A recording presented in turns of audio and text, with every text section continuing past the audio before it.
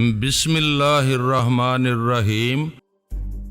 وہ بولی، یہاں کے لوگ زیادہ دیر تنویمی عمل کے زیر اثر نہیں رہتے ہیں، انہیں معمول اور تابع بنائے بغیر ہماری ڈمی بناؤ گے۔ کھانے پینے کی کسی چیز میں اعصابی کمزوری کی دوا ملا کر انہیں کمزور بنائیں گے، تنویمی عمل کرنے کی ضرورت نہیں ہوگی، کمزوری کے باعث چلنے پھرنے کے قابل نہیں رہیں گے۔ ہمارے سائے ان کے اندر رہ کر انہیں اپنی مرضی سے چلنے پھرنے اور بولنے کے قابل بنا کر سولارز کے سامنے لے جائیں گے۔ وہ جاتے ہی انہیں گوشت پوش کے جسم میں ظاہر ہونے والے پارس اور تمہارا سمجھے گا اور ایک لمحہ بھی ضائع کیے بغیر انہیں ہلاک کر دے گا۔ وہ دونوں اپنی اپنی ڈمی بنانے کے لیے شکار کی تلاش میں ہوں گے۔ سولارز نے لیبارٹری سے باہر آ کر اپنے ان گارڈز کو دیکھا کہ ایٹمی لباس پہنے ہوئے تھے، پھر اس نے ایک کو مخاطب کرتے ہوئے کہا، میں ہوں تمہارا سولارز اعظم، کیا نظر آ رہا ہوں؟ اس کے خاص گارڈز حیرانی سے ادھر ادھر دیکھنے لگے۔ بدی نے کہا، میں بھی تمہارے قریب ہوں، میرے بوب نے یہاں کئی گھنٹے گزارے ہیں اور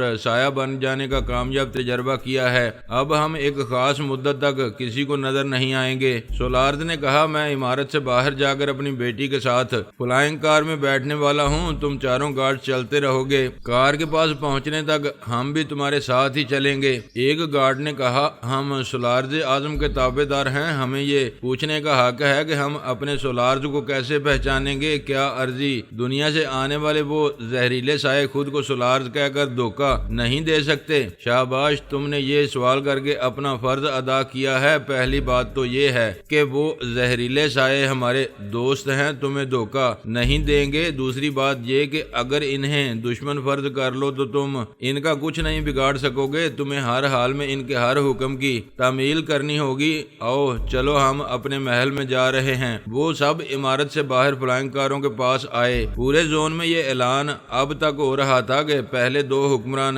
ساسا نکلائی اور ساسا مرائی وہاں سے فرار ہو گئے ہیں۔ تمہارا اپنے لائف پارٹنر پارس کے ساتھ ان فرار ہونے والوں کے تعاقب میں گئی ہے۔ وہ باپ بیٹی محل میں پہنچے۔ چاروں گارڈز نے محل میں ڈیوٹی دینے والے افسران اور ملازموں کو بتایا کہ سولارز اور بدی سایہ بن گئے ہیں اور ابھی ان کے آس پاس محل میں موجود ہیں۔ سولارز نے کہا، ہمارے یہ گارڈز درست کہہ رہے ہیں، ہمیں رپورٹ دی جائے کہ ہمارے آمد پر زون کے عوام کے تیور کیا ہیں۔ ایک افسر نے کہا، یہاں کے لوگ نکولائی اور مورائی کے چلے جانے سے خوش ہیں، لیکن یہ افواہیں گشت کر رہی ہیں کہ عوام آپ کی موجودگی سے خوش نہیں ہے، لیکن آپ کے خوف سے خوشی ظاہر کر رہے ہیں۔ سولارز نے کہا، حاکم کا خوف نہ رہے تو عوام بے لگام ہو جاتے ہیں، انہیں خوفزدہ رہنا چاہیے۔ بدی نے کہا، بوب میں تھک گئی ہوں، آرام کرنے جا رہی ہوں۔ بیٹی، جب تک تمہارا اور پارس نہ آ جائیں تب تک تم میری خوابگاہ میں آرام کرو، میں بھی تمہارے ساتھ چل رہا ہوں۔ اس نے محل کے افسران اور دوسرے جانثاروں کو حکم دیا، جیسے ہی تمہارا اور پارس کی آمد کی خبر ملے اسے فوراً اطلاع دے دی جائے۔ وہ حکم دے کر بیٹی کے ساتھ اپنی خوابگاہ میں آ گیا۔ وہ تھکی ہوئی تھی، بستر پر لیٹتے ہی سو گئی۔ سولارز بھی ایک آرام دہ راکنگ چیئر پر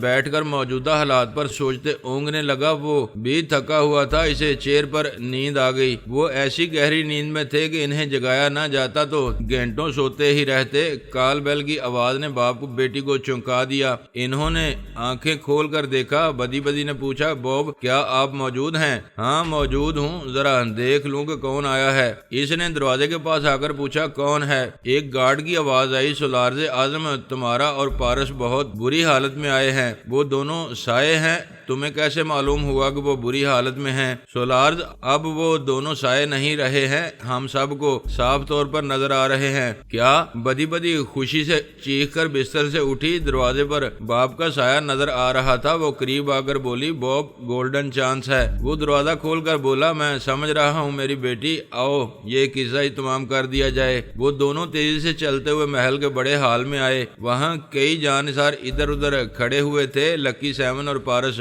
فرش پر بیٹھے ہوئے گہری سانسیں لے رہے تھے۔ سولارز نے کہا، پارس میں سولاز تم سے مخاطب ہوں، تم دیکھ رہے ہو اور میں دکھائی نہیں دوں گا، لیکن تم دونوں کو کیا ہوا ہے اور تم یہ سایہ کیوں نہیں بن رہے ہو؟ ڈمی پارس کے اندر پارس کا سایہ تھا۔ اس نے کہا ہم نکلائی اور مورائی کا تعاقب کر رہے تھے، ان کے بالکل قریب پہنچ گئے تھے، وہ ہماری موجودگی سے بے خبر تھے، لیکن ہماری بدقسمتی کے اسی وقت گولیوں کا اثر زائل ہو گیا اور ہم گوشت پوست کے جسم میں ظاہر ہو گئے۔ ڈمی لکی سیون کے اندر لکی سیون کا سایہ تھا۔ وہ بولی اس سے پہلے کہ ہم دوسری گولیاں اپنی جیب سے نکالتے ان کے روبوٹس نے ہمیں جکڑ لیا، میں نے اور پارس نے ان کے بازوؤں کو دانتوں سے کاٹا، لیکن وہ فولاد کے تھے، ان پر ہمارے زہر کا اثر نہیں ہوا۔ پارس نے گہری سانس لے کر کہا پتہ نہیں انہوں نے ہمارے بازوؤں میں کون سا انجیکشن لگایا ہے کہ ہم ایسی کمزوری محسوس کر رہے ہیں جیسے ہماری جان نکل رہی ہو۔ انہوں نے ہماری جیب سے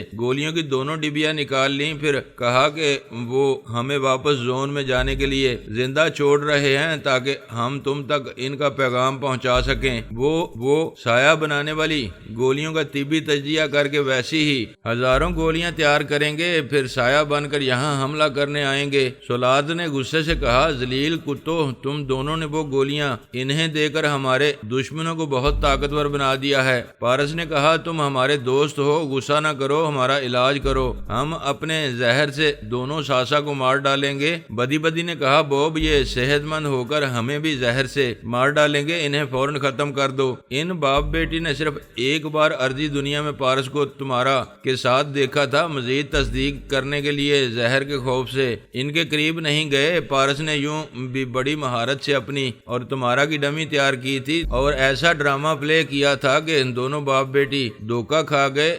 دونوں نے ایٹمی لباس پہن رکھے تھے، انہوں نے اپنے لباس کے ایک بٹن کو 2 انگلیوں سے تھاما، وہ سائے تھے، لباس بھی سائے کے ساتھ نادیدہ ہو گئے تھے، لیکن بٹنوں سے نکلنے والی ایٹمی شعاعیں سب کو نظر آئیں۔ اس کے ساتھ ہی ڈمی تمہارا اور پارس کی ادھوری چیخیں سنائی دیں، ان کے چیخوں کے مکمل ہونے سے پہلے ہی دونوں ڈمیوں کے چیتھڑے اڑ گئے۔ بدی بدی کے نقطہ نظر سے بہت بڑی فتح حاصل ہوئی تھی، ہمیشہ کے لیے ان زہریلوں کا خوف دل سے نکل گیا تھا، لیکن سولارد نے غصے سے پاؤں پٹک کر کہا یہ کیا ہو گیا؟ وہ گولیاں دونوں ساسا کو مل گئی ہیں، وہ بھی ہماری طرح سینکڑوں ہزاروں گولیاں تیار کر سکتے ہیں۔ ان کمبخت زہریلوں کو مار تو ڈالا مگر میرا سکون غار تو ہو چکا ہے۔ اس نے اپنے 25 جانثاروں کو بلا کر کہا دونوں ساسا کی طرف سے حملے کا خطرہ بڑھ گیا ہے، لہذا ہر لمحے چوکس رہا جائے، اگر وہ سایہ بن کر آئیں گے تو ہم بھی تم سب کو سایہ بنانے والی ایک ایک گولی دیں گے، تمہارے سایہ بننے کے بعد ان کے حملے ناکام ہوتے رہیں گے۔ پھر اس نے کچھ سوچ کر کہا میں تو یہ بھول ہی گیا تھا کہ وہ اپنے روبوٹس کو سایہ نہیں بنا سکیں گے، کیونکہ وہ نہ کچھ کھاتے ہیں اور نہ کوئی چیز ان کے فولادی جسمانی نظام کو متاثر کرتی ہے۔ ایک جانثار نے کہا اس کا مطلب یہ ہے کہ صرف وہ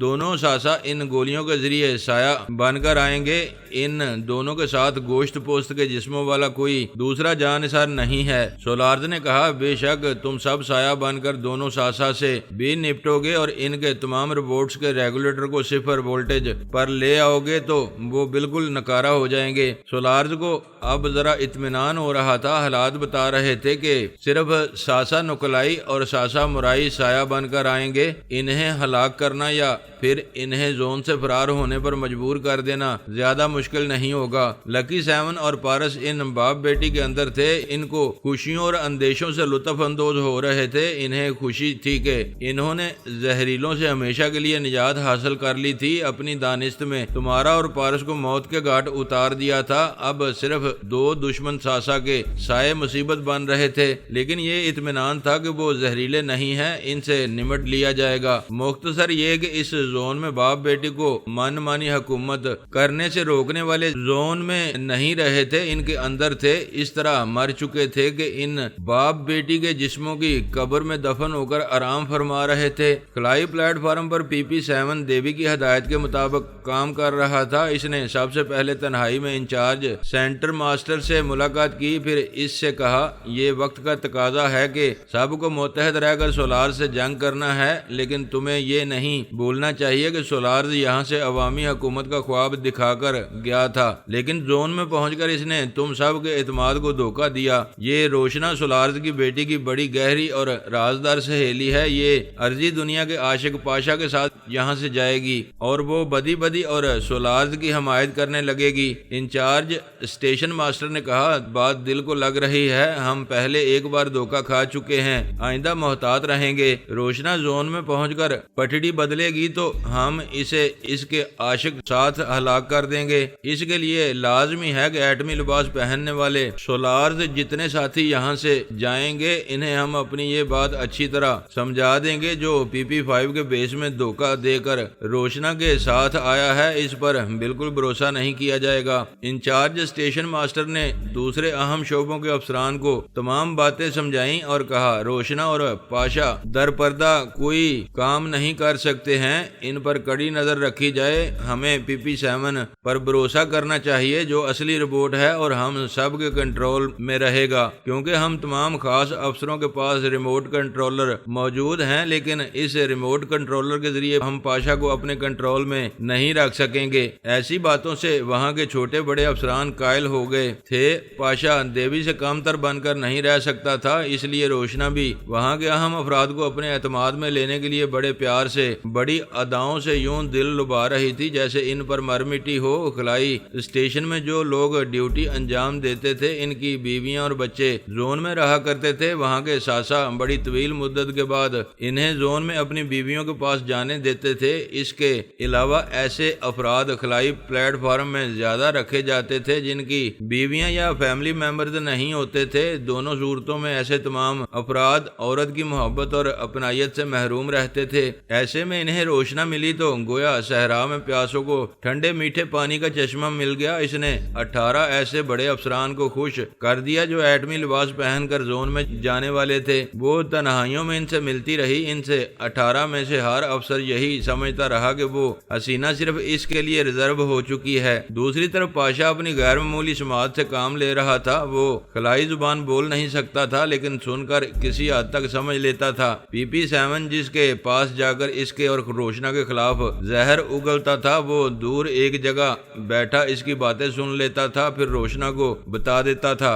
روشنا ایسے کسی فرد کو تنہائی میں الو بناتی تھی، اس سے انگریزی زبان میں باتیں کرتی تھی، وہ بھی اپنے دماغی ٹرانسلیٹر کے ذریعے انگریزی بولتا تھا۔ پاشا آسانی سے اس کے دماغ میں پہنچ کر اسے روشنا کی باتوں اور جذبوں سے اور زیادہ متاثر کرتا تھا۔ پاشا کی غیر معمولی سماعت اور بصارت کے بارے میں دیوی بہت کچھ جانتی تھی، لیکن یہ سوچ کر مطمئن تھی کہ وہ خلائی زبان نہیں جانتا ہے۔ وہ دور کہیں بیٹھ کر خلائی زبان بولنے والوں کی صرف آوازیں سن سکے گا لیکن ان کی باتیں سمجھ نہیں پائے گا اور نہ ہی ان کی زبان کی سوچ کی لہروں کو اپنا کر ان کے دماغوں میں پہنچ سکے گا۔ دیوی نے بڑی حد تک خلائی زبان سیکھ لی تھی اور اٹک اٹک کر بولنے بھی لگی تھی، لیکن اس طرح وہ روشنا کے دماغ میں نہیں پہنچ سکتی تھی۔ وہ یہ نہیں جانتی تھی کہ روشنا جب کسی اہم افسر کو تنہائی میں پھانستی تھی تو پاشا کی سہولت کے لیے ہر اہم افسر کو انگریزی بولنے پر مائل کرتی تھی۔ دونوں طرف سے اپنی برتری قائم رکھنے کے لیے جو چالیں چلی جا رہی تھیں ان میں روشنا اور پاشا کو زیادہ کامیابی ہو رہی تھی۔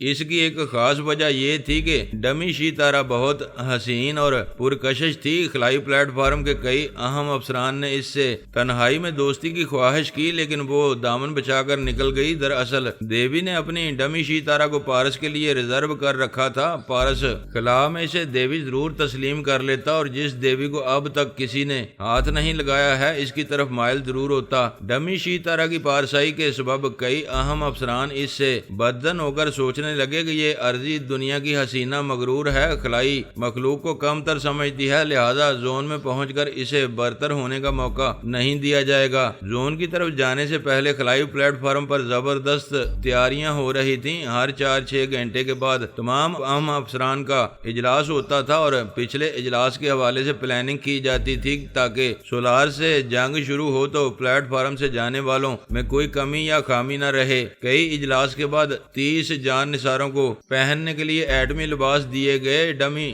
شیتارا اور روشنا کو بھی ایٹمی لباس دیے گئے۔ دیوی اس بات سے غافل تھی کہ روشنا اور پاشا نے اس وقت تک 20 ایٹمی لباس پہننے والوں کو اپنی طرف مائل کر لیا ہے۔ تعداد کے حساب سے وہ روشنا اور پاشا سے کمزور ہے۔ پھر سب کی متفقہ رائے سے انچارج اسٹیشن ماسٹر نے تنہا آڈیٹوریم میں آ کر سولار سے رابطہ کیا۔ سامنے بڑی اسکرین پر سولارز کے محل کا بڑا ہال دکھائی دیا۔ وہاں 2 خالی کرسیاں تھیں۔ ان 2 کرسیوں کے دائیں بائیں اور اور پیچھے سولارز کے ایٹمی لباس پہنے ہوئے جان نثار ادب سے کھڑے ہوئے تھے۔ محل کے ناظم اعلیٰ نے انچارج اسٹیشن ماسٹر کو مخاطب کرتے ہوئے کہا، تمہیں اپنے آڈیٹوریم کی اسکرین پر یہ 2 کرسیاں خالی نظر آ رہی ہوں گی، لیکن یہ خالی نہیں ہیں۔ ان میں سے ایک پر سولارز اعظم تشریف رکھتے ہیں اور دوسری کرسی پر ان کی صاحبزادی ہے۔ وہ ریوالونگ کرسیاں آپ دائیں بائیں ہلنے لگیں۔ دونوں باپ بیٹی کے کہے سنائی دے رہے تھے۔ پھر سولارز نے کہا، تم نے خلائی پلیٹ فارم پر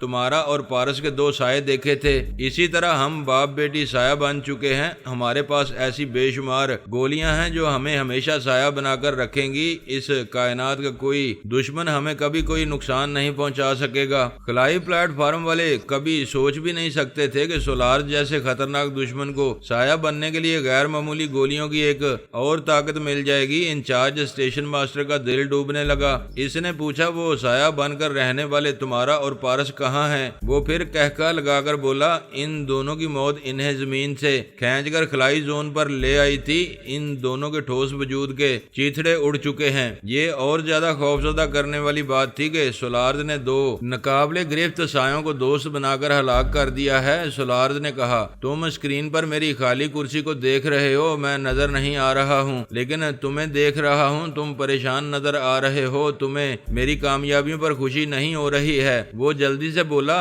خوشی ہو رہی ہے، لیکن وہ بات ادھوری چھوڑ کر سوچنے لگا کہ آگے کیا کہنا چاہیے۔ سولارز نے گرج کر کہا، یو نان سینس، تم کوئی بات چھپا رہے ہو۔ یاد رکھو، میری جان نثار خلائی اسٹیشن کی طرف آئیں گے اور پلیٹ فارم کے نیچے سے میں نے جتنے آکسیجن بم ہٹائے تھے انہیں پھر نصب کر دیں گے۔ تم سب وہاں حرام موت مرو گے۔ وہ سہم کر بولا، سولارز اعظم، میں کوئی بات نہیں چھپا رہا ہوں۔ دراصل ہم سب یہاں ایک مشکل میں گرفتار ہیں۔ ارضی دنیا سے آپ کی صاحبزادی کی سہیلی روشنا PP5 کے ساتھ آئی ہے اور PP7 چھی تارا نام کی ایک حسینہ کے ساتھ آیا ہے۔ دوسری خالی کرسی سے بدی بدی کی آواز آئی۔ PP7 ارضی دنیا میں گم ہو چکا تھا۔ اگر تم سچ بول رہے ہو تو ان چاروں کو آڈیٹوریم میں لاؤ، ہم یہاں سے انہیں دیکھیں گے۔ آپ کا حکم سارا آنکھوں پر، میں ابھی انہیں لے کر آتا ہوں۔ وہ اپنی جگہ سے اٹھ کر تیزی سے چلتا ہوا آڈیٹوریم سے باہر آ گیا۔ باہر PP7 ڈمی چھی تارا، روشنا، پاشا اور 30 ایٹمی لباس پہنے ہوئے جانثار کھڑے ہوئے تھے۔ انچارج نے انہیں سولارز کی باتیں سنائیں اور یہ بتایا کہ اس نے تمہارا اور پارس کو ہلاک کر دیا ہے اور آئندہ اپنی بیٹی کے ساتھ ہمیشہ سایہ بن کر رہے گا۔ یہ سن کر دیوی نے اپنی ڈمی کے ذریعے کہا لگایا، پھر کہا، سولارز اور پارس کو ہلاک کرے گا؟ یہ ناممکن ہے۔ انچارج نے پوچھا، تم اسے ناممکن کیسے کہہ سکتی ہو جبکہ وہ دونوں باپ بیٹی سایہ بنے ہوئے ہیں؟ ڈمی شیتارا نے کہا، وہ دونوں فراڈ کر رہے ہیں۔ ایسا فراڈ میں بھی کر سکتی ہوں۔ کسی دوسری جگہ چھپ کر وہاں مائکرو فون سے کہوں گی کہ میں سایہ بن گئی ہوں تو انہیں یقین کرنا ہوگا۔ وہ جانتے ہیں کہ ارضی دنیا والوں کے پاس سایہ بنانے والی گولیاں ہیں۔ وہ یہ نہیں جانتے کہ ایسی گولیاں صرف فرہاد کے گروہ کے ممبروں کے پاس ہیں۔ پاشا نے کہا، میں بھی یہ یقین نہیں کر سکتا کہ سولارز نے پارس کو ہلاک کر دیا ہے، کیونکہ شیطان کو قیامت تک کوئی ہلاک نہیں کر سکتا۔ روشنا نے کہا، پارس زندہ ہو یا مردہ، ہمارے لیے تشویش کی بات یہ ہے کہ وہ باپ بیٹی سایہ بن سکتے ہیں۔ انچارج نے کہا، پارس نے اس پلیٹ فارم سے جانے سے پہلے سولارز اور اس کی بیٹی کو سایہ بنانے والی ایک ایک گولی دی تھی۔ میں یقین سے کہہ سکتا ہوں کہ ان گولیوں کے ذریعے وہ دونوں سایہ بنے ہوئے ہیں۔ ڈمی شیتارا نے کہا، تم نے یہ بات پہلے نہیں بتائی کہ پارس نے انہیں گولیاں دی تھیں۔ اب تو میں پورے یقین سے کہتی ہوں کہ پارس ہماری سمجھ میں نہ آنے والی چال چل رہا ہے۔ انچارج نے کہا، آڈیٹوریم کی اسکرین پر سولار تم سب کا انتظار کر رہا ہے، ہمیں فوراً کسی نتیجے پر پہنچنا چاہیے۔ ایک افسر نے کہا، شیتارا کی یہ چال درست ہوگی کہ یہ دوسری جگہ سے مائکرو فون کے ذریعے گفتگو کرے اور یہ تاثر دے کہ ارضی دنیا سے آنے والے بھی سایہ بن سکتے ہیں۔ اس طرح سولارز ذرا دباؤ میں رہے گا۔ وہ سب اس بات سے متفق ہو گئے۔ ڈمی شیتارا 2 افسران کے ساتھ دوسری جگہ چلی گئی۔ روشنا، پاشا اور PP7 انچارج کے ساتھ آڈیٹوریم کے اندر آ گئے۔ اسکرین کی ایک خالی کرسی ہے۔ سولارز کی گرجدار آواز سنائی دی۔ وہ گالیاں دے کر بول رہا تھا، کیا میں تمہارے باپ کا نوکر ہوں؟ یہاں بیٹھا کتنی دیر سے انتظار کر رہا ہوں، کہاں مر گئے تھے؟ پاشا نے ایک کرسی پر بیٹھتے ہوئے کہا، تم گرج کر نہیں دھیمی آواز میں بولو گے تب بھی ہمیں سنائی دے گا۔ دوسری خالی کرسی سے بدی بدی نے پاشا سے کہا، PP5 کیا تم بھول گئے ہو کہ سولارز اعظم کے سامنے ان کے تمام جان نثار اور تمام روبوٹس کھڑے رہتے ہیں؟ PP7 نے ایک کرسی پر بیٹھتے ہوئے کہا، PP5 کی طرح میں بھی بیٹھ رہا ہوں کیونکہ ہمیں سولارز کے سامنے کھڑے رہنا چاہیے لیکن وہ ہمیں نظر نہیں آ رہا ہے۔ کیا تمہیں انچارج نے نہیں بتایا ہے کہ ہم سایہ بن کر رہنے لگے ہیں؟ سایہ بن کر رہنا کون سا کمال ہے؟ میرے ساتھ جو شیتارا ہے وہ بھی سایہ بن کر ابھی یہاں موجود ہے۔ تم جھوٹ بول رہے ہو، ایسی گولیاں صرف ہمارے پاس ہیں۔ سولارز اور بدی بدی کو آواز سنائی دی، میں شیتارا بول رہی ہوں، ان لمحات میں PP7 کے ساتھ والی کرسی پر بیٹھی ہوں۔ تم باپ بیٹی یہ بھول رہے ہو کہ ارضی دنیا والوں کے پاس سایہ بنانے والی گولیوں کی کمی نہیں ہے۔ تھوڑی دیر تک خاموشی رہی۔ وہ باپ بیٹی پہلے ہی فکر مند تھے کہ دونوں ساسا کسی وقت حملہ کرنے کے لیے سایہ بن کر آئیں گے۔ اب یہ دوسری فکر شروع ہو گئی کہ ارضی دنیا سے بھی سایہ بننے والی ایک شیتارا خلائی پلیٹ فارم تک پہنچ گئی ہے۔ سولارز نے کہا، مجھے شبہ ہے کہ تمہارے درمیان کوئی سایہ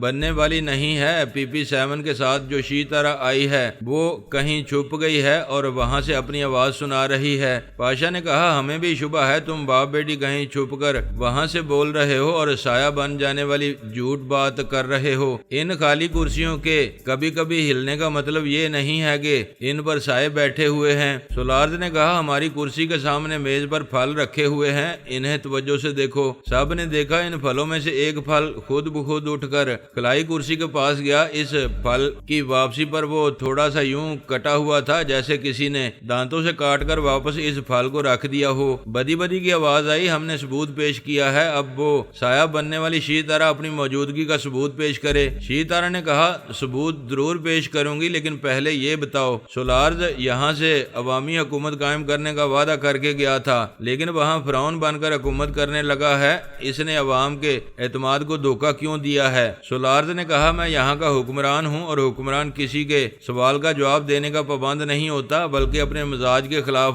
کوئی بات سننا ہے تو اس بات کو کرنے والے کو زندہ دفن کر دیتا ہے۔ اگر تو اس زون میں رہ کر یہ سوال کرتی تو تیرا انجام بھی بڑا عبرتناک ہوتا۔ پھر اس نے انچارج کو مخاطب کر کے کہا، PP5 اور 7 کو فی الحال نکارہ بنا دو، روشنا اور شیتارا کو گرفتار کر لو۔ شیتارا کی آواز آئی، میں تو سایہ ہوں، مجھے کوئی گرفتار نہیں کر سکے گا۔ اب میں بھی تمہاری طرح سایہ بن کر رہنے کا ثبوت پیش کرتی ہوں، دیکھو۔ انچارج اسٹیشن ماسٹر کو توجہ سے دیکھو۔ پھر اس نے انچارج سے کہا، تم منہ کھولو، مجھے ثبوت پیش کرنے دو۔ انچارج کشمکش میں تھا، اس کا خیال تھا کہ شیتارا ثبوت پیش نہیں کر سکے گی لیکن یہ بھی خیال آیا کہ شاید وہ کوئی چال چل کر سولارز کو مطمئن کرے گی۔ اس نے منہ کھولا، پھر محسوس کیا کہ اس کے منہ میں ریت کے برابر ایک ذرہ آیا ہے۔ شیتارا کی سرگوشی سنائی دی، اس ذرے کو فوراً نکل جاؤ۔